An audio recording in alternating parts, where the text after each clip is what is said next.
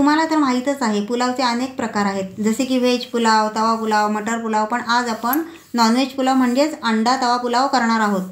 हा पुलाव अगदी घरात उपलब्ध असलेल्या साहित्यात अगदी झटपट तयार होतो आणि खायलासुद्धा खूप चविष्ट लागतो. चला तर मग पुलाव बनवायला सुरुवात करूया. नमस्कार, सीमा मराठी किचनमध्ये तुमचे खूप खूप स्वागत आहे. चला तर मग सुरुवात करूया. सर्वप्रथम इथे मी 2 वाट्या बासमती तांदूळ घेतला आहे आणि 2 तमालपत्र आणि अर्धा लिंबू घेतला आहे. इथे मी तांदूळ 2 ते 3 वेळा पाण्याने स्वच्छ धुवून घेत आहे. तुम्ही पहा, एकदम स्वच्छ धुतला आहे.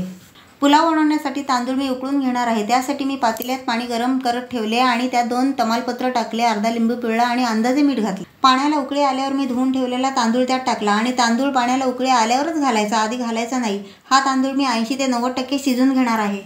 हे पहा, तांदूळ खळखळ उकळत आहे.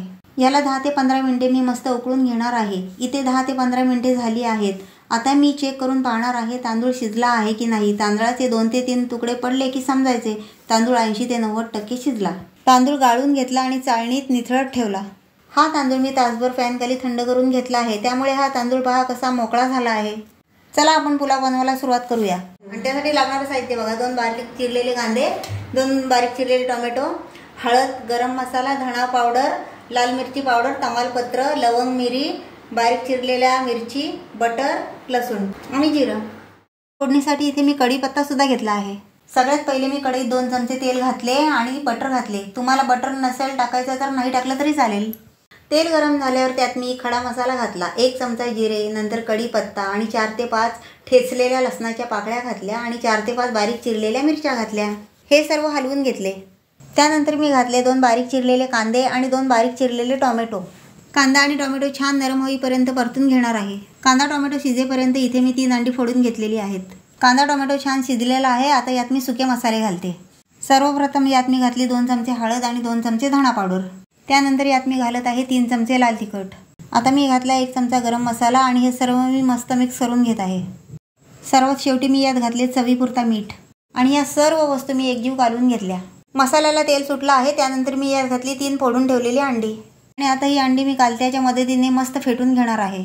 आपण बुर्जी कशी शिजवतो त्याचप्रमाणे शिजवायचं, पण पूर्णपणे नाही शिजवायचं.